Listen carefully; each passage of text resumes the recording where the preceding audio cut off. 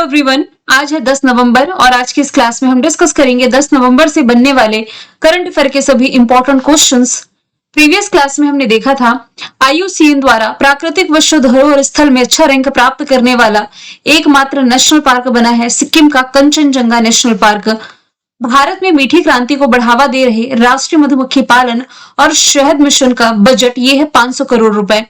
Digital समावेशन की दिशा में स्टारलिंक के साथ साझेदारी करने वाला पहला भारतीय राज्य महाराष्ट्र है। किसकी 150वीं जयंती के उपलक्ष्य में भारत सरकार द्वारा 1 से 15 नवंबर तक जनजाति गौरव वर्ष पखवाड़ा मनाया जा रहा, तो ये भगवान बिरसा मुंडा की जयंती के मौके पर। स्पेस किड्स इंडिया के द्वारा विकसित भारत का जो पहला बिजली से चलने वाला रॉकेट है, इसका नाम वायुपुत्र है, जो रिसेंटली लॉन्च किया गया। INDQA एक बहुभाषीय और सांस्कृतिक संवेदनशील बेंचमार्क है, OpenAI ने लॉन्च किया। कौन सा देश स्वच्छ औद्योगिक परियोजना की पाइपलाइन के मामले में तीसरा सबसे बड़ा देश बना, तो ये भारत है। पहले स्थान पर चाइना, फिर अमेरिका है। किस दिन राष्ट्रीय कैंसर जागरूकता दिवस मनाया गया? 7 नवंबर को। न्यूक्लियर एनर्जी से चलने वाली दुनिया की पहली क्रूज मिसाइल जिसका नाम है 9M730 ब्यूरोवेस्निक, इसका सफल परीक्षण किया रशिया ने। भारत ने ताजिकिस्तान के आईनी एयरबेस से अपनी सैन्य उपस्थिति समाप्त कर दी। तो सभी क्वेश्चंस हमने प्रीवियस क्लास में ऑलरेडी पढ़ रखे हैं। अच्छा, अब डिस्कशन कर लेते हैं आप लोगों के लिए लॉन्च किए गए क्रैश कोर्स के बारे में। 249 में ये जो आप लोगों के लिए क्रैश कोर्स लॉन्च किया गया है, इसे लेकर के काफी सारे डाउट आ रहे हैं। वन बाय वन मैं क्लियर करती हूँ।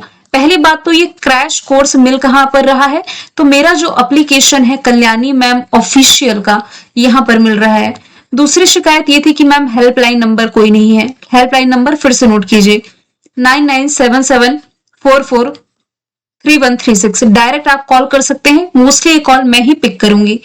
तीसरा डाउट, अभी कल मैंने बहुत सारे कॉल रिसीव किए संडे के दिन। मुझे जानकर के पहली बात तो बहुत खुशी हुई कि आप में से काफी सारे स्टूडेंट या तो किसी पोस्ट पर हैं, कुछ आर्मी पोस्ट पर हैं जिनसे बात करने का मौका मिला, कुछ है जो बिहार SI की तैयारी कर रहे हैं और कुछ ऑलरेडी इसमें पोस्टेड है लेकिन और एक अच्छे लेवल के एग्जाम को देने जा रहे हैं। तो उनका कहना है कि यदि हम कोर्स परचेस करते हैं, हमारे पास लिमिटेड टाइम होता है जॉब के बाद यदि देखा जाए, तो ये जो क्रैश कोर्स है, मान लीजिए मैं 2 महीने में कंप्लीट करा देती हूँ, तो क्या 2 महीने बाद कोर्स खत्म हो जाएगा? एप्लीकेशन पर मिलेगा? नहीं, बिल्कुल मिलेगा। इसकी वैलिडिटी मैंने 1 साल की दे रखी है। 1 साल यानी कि कंप्लीट 2026 तक भी आप इस वीडियो को कभी भी एक्सेस कर सकते हैं, कभी भी देख सकते हैं। क्लास जो नोट होगा, इसका जो PDF होगा, ये आपको ऐप पर ही अवेलेबल करा दिया जाएगा। चौथा ये है कि हमने ये कोर्स परचेस कर लिया है लेकिन अभी कोई क्लास या फिर इसमें आपको PDF नहीं मिल रही है, तो देखिए अभी क्या चल रहा है, रजिस्ट्रेशन चल रहा है। लगभग 4-5 दिन ये रजिस्ट्रेशन का पीरियड है। कोशिश है कि 14 से 15 नवंबर के बीच आप लोगों की पहली क्लास शुरू हो जाए, ठीक है? तो इसके लिए आप लोग बिल्कुल निश्चिंत रहिए। ऐसा क्रैश कोर्स है जिसमें कि आगामी जितने एग्जाम है ना, ये सभी को टारगेट करने जा रहा है। 2025 के कंप्लीट मंथ का करंट अफेयर तो दिया ही जाएगा, टॉपिक वाइज करंट अफेयर आप लोगों को अलग से कवर कराया जाएगा इसमें, ठीक है? चलिए शुरू करते हैं आज का हमारा पहला सवाल। पहला सवाल स्पोर्ट्स का है। शीतल देवी ये किस खेल से संबंधित है जो सक्षम अंतरराष्ट्रीय प्रतियोगिता के लिए चुनी गई पहली भारतीय पैरा एथलीट बनी है? आंसर इसका हो जाएगा, ये है आर्चरी से संबंधित, ये तीरंदाजी से संबंधित है। इन्होंने इतिहास रचा है। भारत की सक्षम टीम में जगह बनाने वाली पहली दिव्यांग ये बन गई है। जम्मू कश्मीर की एथलीट है, 18 वर्ष इनकी उम्र है, तीरंदाजी से संबंधित है। कंपाउंड महिला वर्ग में भारत को ये रिप्रेजेंट करने जा रही हैं। यहाँ पर कुछ स्पोर्ट्स के करंट अफेयर यदि हम देखें तो प्रो कबड्डी लीग जो इस साल का था 12वां एडिशन, दबंग दिल्ली ने जीता। महिलाओं का जो ICC वुमेन्स वर्ल्ड कप था, भारत विजेता था साउथ अफ्रीका को हरा करके, और महिलाओं की टीम ने पहली बार ये ट्रॉफी अपने नाम करी है। भारत के 90 नंबर के ग्रैंड मास्टर इलियम पर्थी आर बने। भारत के एक दिवसीय क्रिकेट में सबसे ज्यादा रन बनाने वाले तीसरे खिलाड़ी रोहित शर्मा है। सुल्तान ऑफ जोहर कप ये हॉकी का था, ऑस्ट्रेलिया ने जीता। दिलीप ट्रॉफी सेंट्रल जोन ने। काफा नेशंस कप, इसमें भारत ने ब्रॉन्ज जीता। पुरुषों का एशिया हॉकी कप का विजेता भारत है। US ओपन में मेन सिंगल का टाइटल स्पेन के कार्लोस अल्कराज ने। वुमेन सिंगल का बेलारूस की अरियाना सबालेंका ने जीता। सैफ अंडर 17 महिला चैंपियनशिप भारत ने जीती।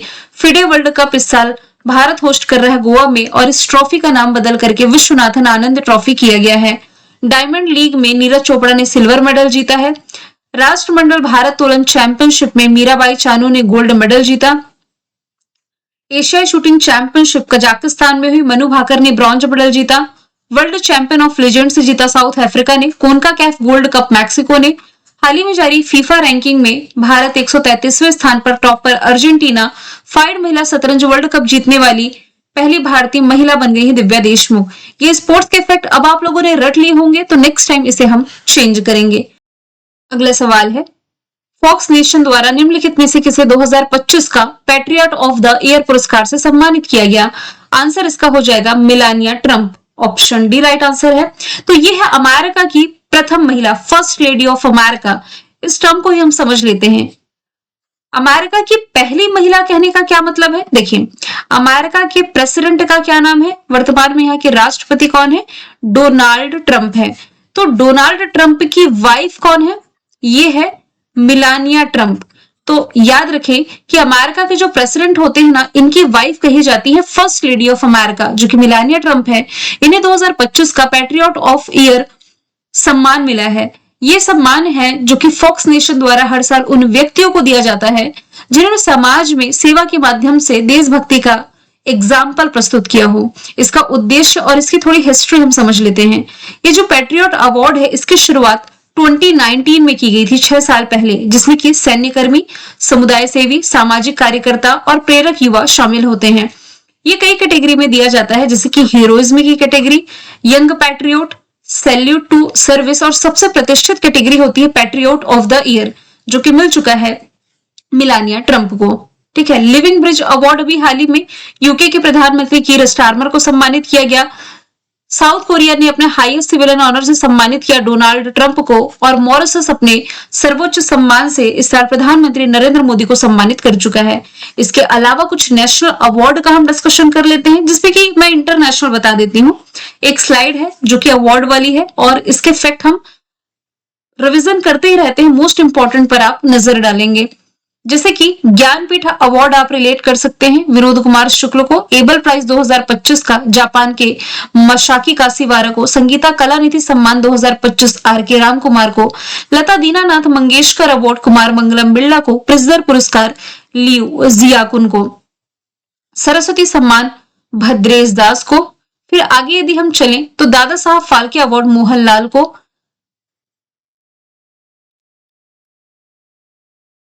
यहां से आप यदि देखें तो विज्ञान रत्न पुरस्कार सर्वोच्च सम्मान जो था, ये जयंत विष्णु नर्लिकर ने जीता है। सखारो पुरस्कार ये यूरोपीय यूनियन का सर्वोच्च मानवाधिकार पुरस्कार है। ये बेलारूस के आंद्रेस पजोबुत और जॉर्जिया के मिजमा अमाग्लोबेरी को मिला है।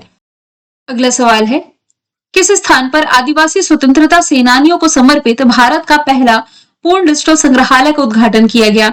आंसर इसका हो जाएगा नया रायपुर, जो कि छत्तीसगढ़ की कैपिटल है। और इस संग्रहालय का यदि हम परिचय देखें, इसके बारे में थोड़ी डिटेल में देखें, तो इसका नाम है शहीद वीर नारायण सिंह स्मारक एवं जनजाति स्वतंत्रता सेनानी संग्रहालय। स्थापित किया गया है नया रायपुर, अटल नगर, छत्तीसगढ़ में। और ये भारत का पहला पूरी तरीके से डिजिटल संग्रहालय जो कि जनजाति नायकों को समर्पित है। अब ये वीर नारायण सिंह के नाम पर ही क्यों रखा गया है? जैसे कि यहाँ नाम स्पष्ट है, तो वीर नारायण सिंह ये छत्तीसगढ़ के पहले स्वतंत्रता सेनानी थे। ये इन्हें गरीबों का मसीहा भी कहा जाता है, तो जिनके नाम पर ये संग्रहालय समर्पित है।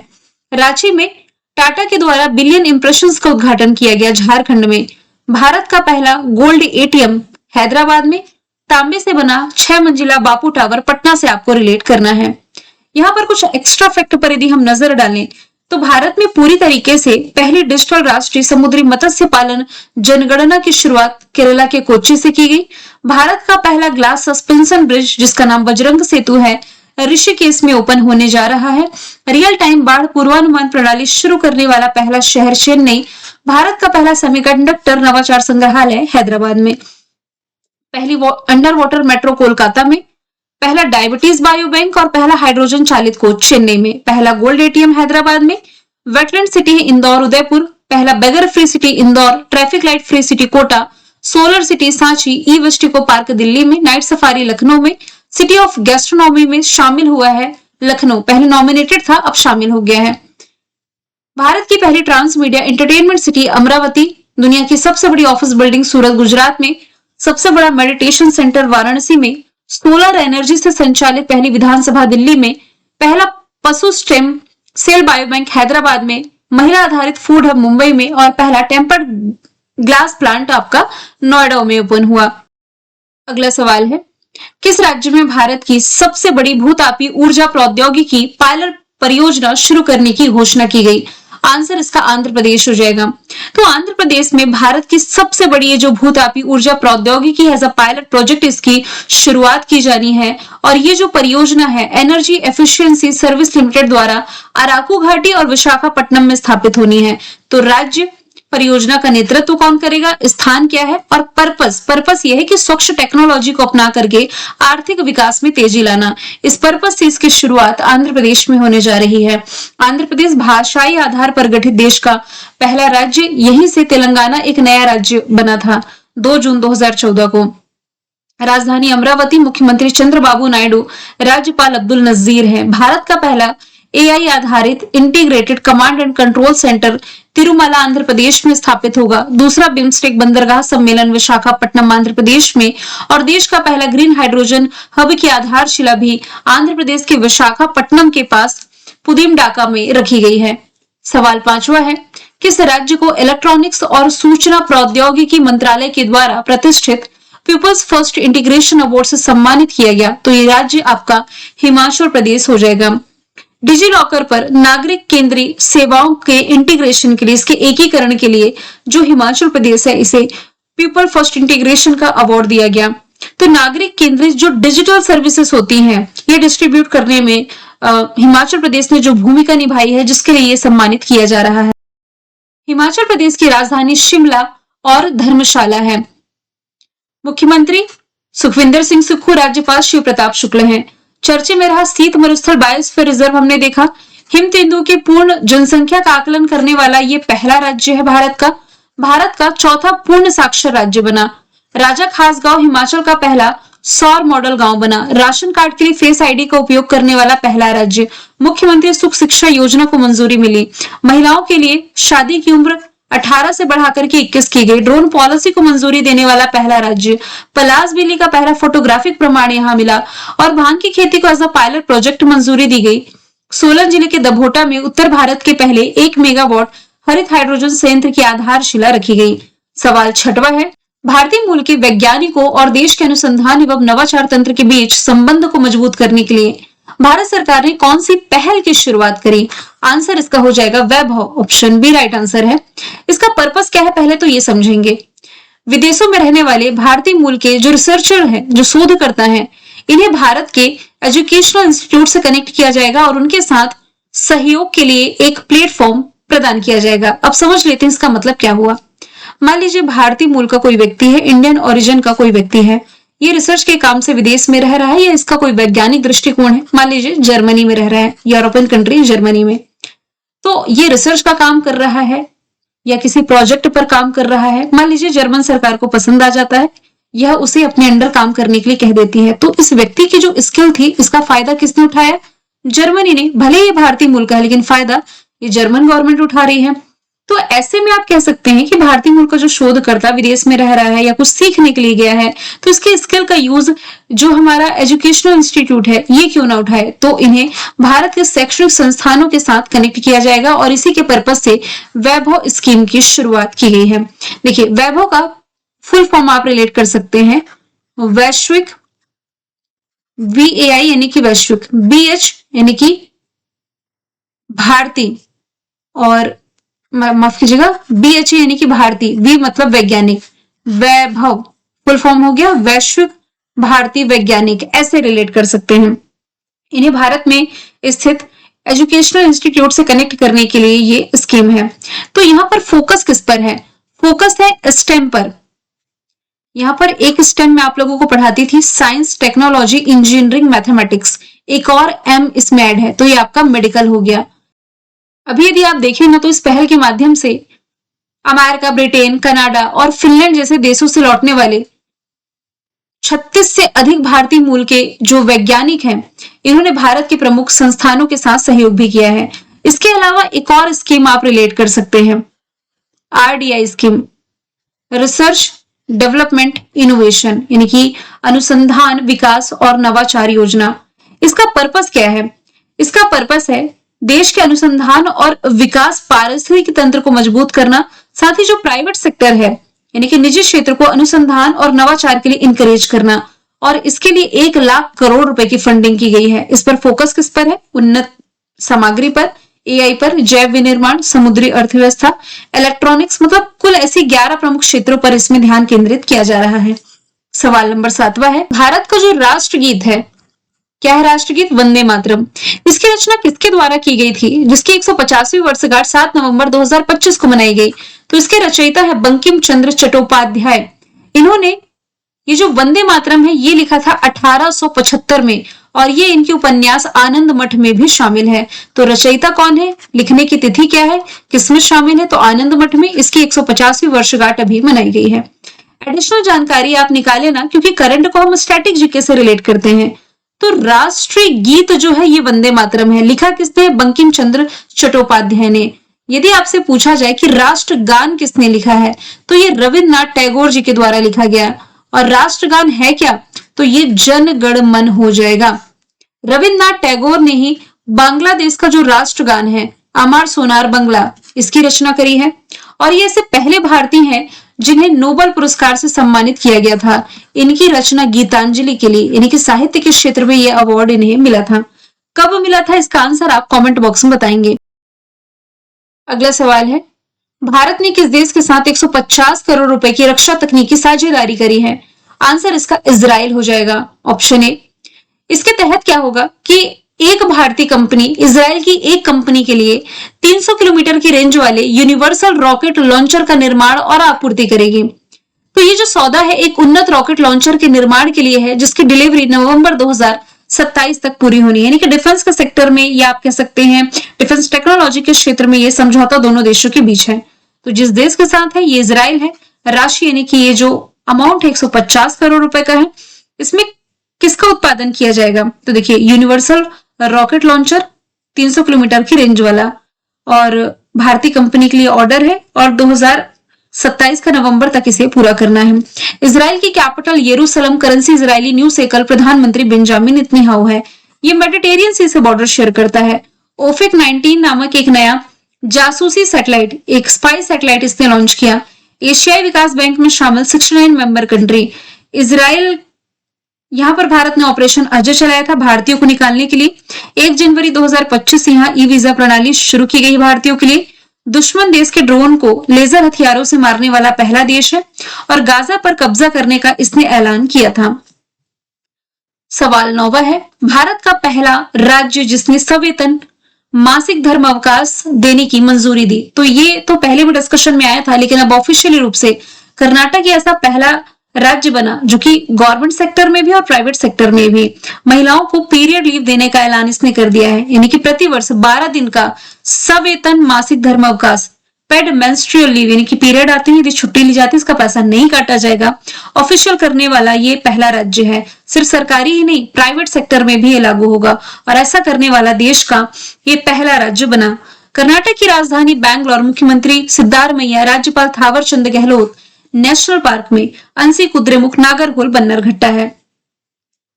करंट के फैक्ट यदि हम देखें तो बैंगलोर में, माफ कीजिएगा, कर्नाटक के अनेकल में भारत का दूसरा सबसे बड़ा क्रिकेट स्टेडियम बनने जा रहा है। भारत का दूसरा सबसे लंबा केबल स्टे ब्रिज यहां हमने करंट अफेयर में पढ़ा है। कर्नाटक सरकार ने रामनगर जिले का नाम बैंगलोर दक्षिण किया। प्राइवेट सेक्टर में 50 से 75% कन्नड़ लोगों को शामिल करने का आदेश दिया गया। लास्ट ईयर के ग्लोबल ट्रैफिक इंडेक्स में ये भारत का सबसे भीड़ भाड़ वाला शहर बैंगलोर था। ओवरऑल ये 6वें स्थान पर है।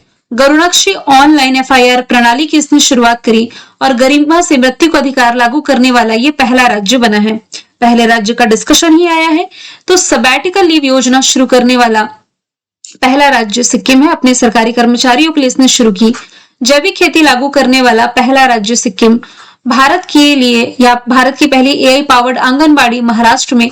जहाजों के लिए समर्पित नीति पेश करने वाला राज्य, गाय को राजमाता की उपाधि देने वाला राज्य, और भारत की पहली AI यूनिवर्सिटी, ये सभी महाराष्ट्र में। भारत की पहली माइनिंग टूरिज्म प्रोजेक्ट की शुरुआत झारखंड में, पहला हॉर्नबिल संरक्षण केंद्र तमिलनाडु में, क्रूज भारत मिशन में शामिल पहला राज्य गुजरात है, पहला लकड़ी का गुरुद्वारा, विधानसभा में सांकेतिक भाषा लागू करने वाला और अंतरराष्ट्रीय सीमा पर ड्रोन रोधी प्रणाली तैनात करने वाला राज्य पंजाब है। भारत का पहला तितली अभयारण्य, खुद का ओटीटी प्लेटफॉर्म, पहला पूर्ण डिजिटल साक्षर राज्य और वरिष्ठ नागरिक आयोग स्थापित करने वाला पहला राज्य ये केरला हो जाएगा। भारत का पहला एआई आधारित सड़क सुरक्षा पायलट प्रोजेक्ट, विधानसभा में अनुवाद प्रणाली लागू करने वाला राज्य उत्तर प्रदेश। मृत्यु को अधिकार हम देख चुके। गौ अभ्यारण्य स्थापित करने वाला पहला राज्य मध्य प्रदेश। ड्रोन पॉलिसी लागू करने वाला पहला राज्य हिमाचल प्रदेश। यूसीसी लागू करने वाला पहला राज्य उत्तराखंड और अनुसूचित जाति के आरक्षण में वर्गीकरण लागू करने वाला पहला राज्य तेलंगाना है। सवाल 10वां साइंस एंड टेक का है। किस देश ने मिनटमैन 3 परमाणु मिसाइल का परीक्षण किया? आंसर इसका अमेरिका हो जाएगा। अभी 5 नवंबर को अमेरिका ने मिनटमैन 3 अंतर महाद्वीपीय परमाणु मिसाइल का परीक्षण किया। यह परीक्षण कैलिफोर्निया में वेंडनबर्ग स्पेस फोर्स बेस से किया गया है। इसका पूरा नाम LGM-30G मिनटमैन है। इसे 1970 के दशक में अमेरिकी वायुसेना ने तैनात किया था। ये 3 चरणीय ठोस ईंधन आधारित अंतर महाद्वीपीय बैलिस्टिक मिसाइल यानी कि इंटरकॉन्टिनेंटल बैलिस्टिक मिसाइल मारक क्षमता 10,000 से 13,000 किलोमीटर यानी कि एक महाद्वीप से दूसरे महाद्वीप में ये भेदी जा सकती है। अमेरिका की capital Washington DC, currency dollar, president Donald Trump है।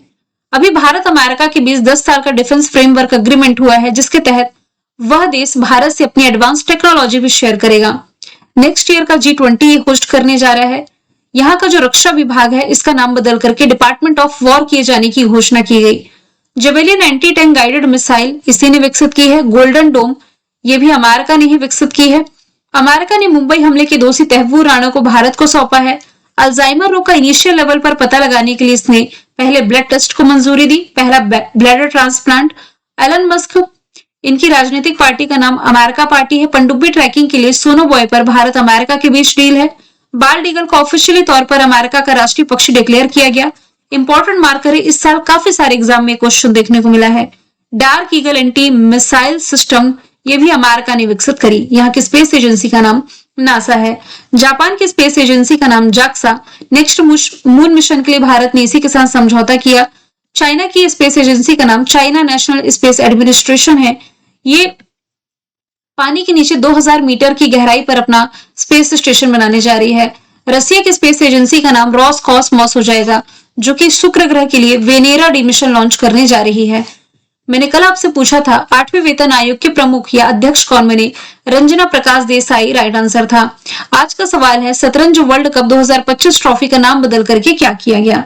आंसर इसका जो भी आप कमेंट बॉक्स में बताइए। मिलेंगे नेक्स्ट वीडियो में। Thank you so much.